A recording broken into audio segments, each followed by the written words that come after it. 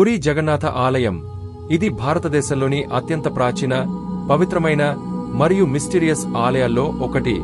ఒడిశా రాష్ట్రంలోని పురి పట్టణంలో ఉన్న ఈ ఆలయం శ్రీ మహావిష్ణువు అవతారమైన జగన్నాథునికి అంకితం చేయబడింది. కానీ ఈ ఆలయానికి సంబంధించి కొన్ని అద్భుతమైన రహస్యాలు మరియు శాస్త్రానికి అవకతవకలుగా అనిపించే విషయాలు ఉన్నాయి. పురి జగన్నాథ ఆలయం గోపురం మీద ఉన్న పతాకం ఎప్పుడూ గాలి విధికి విరుద్ధంగా ఊగుతుంది. సాధారణంగా గాలి ఏ దిశ నుండి వస్తే పతాకం ఆ దిశగా ఊగాలి. కానీ ఇక్కడ ఎప్పుడైనా పతాకం గాలికి వ్యతిరేకంగా ఊగుతుంది. ఇది శాస్త్రపరంగా నమ్మలేని అంశం. ఈ ఆలయ గోపురం రోజులో ఏ సమయమైనా ఎక్కడి నుండి చూసినా అది ఎప్పుడూ తన నీడను భూమిపై చూపించదు. ఇది ఒక ఆర్కిటెక్చర్ మిస్టరీగా భావించబడుతుంది.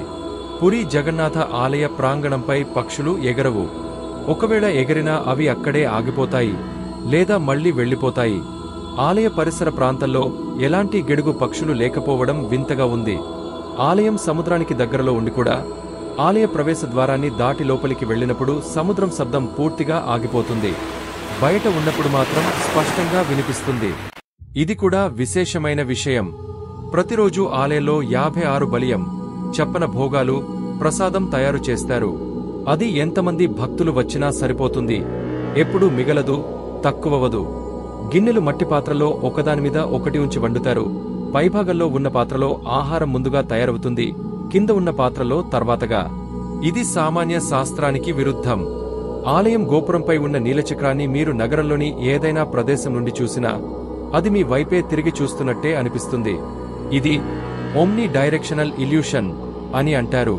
ప్రతి సంవత్సరము జరిగే రథయాత్రలో దేవుళ్లను రథాలలోకి మానవ శక్తితో కాకుండా దేవత్వ శక్తులతో ఎత్తినట్లు భక్తులు నమ్ముతారు. ప్రతి 12-19 సంవత్సరాలకు ఒకసారి జరిగే నవకలెబర సమయంలో దేవుళ్ల కొత్త శరీరాల తయారీ, పాత శరీరాల గోప్యంగా మాయం చేయడం, ఇది అంతా పూర్తిగా రహస్యంగా జరుగుతుంది. ఎంతటి బ్రహ్మశిల్పి అయినా ఈ ప్రక్రియలో చనిపోతే శరీరాన్ని బయటకు తేవడం కాదు, ఆలయంలోనే శ్మశానంగా మార్చుతారు.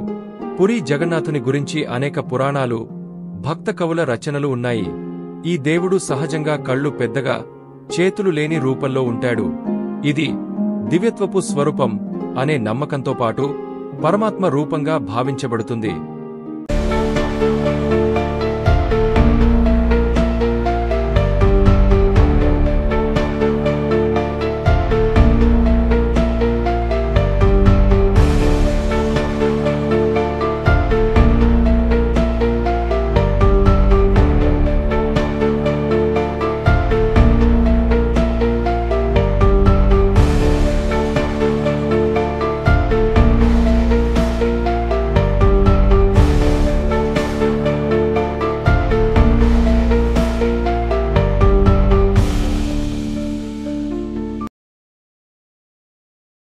చాలా మంది సబ్స్క్రైబ్ చేసుకోకుండానే చూస్తున్నారు.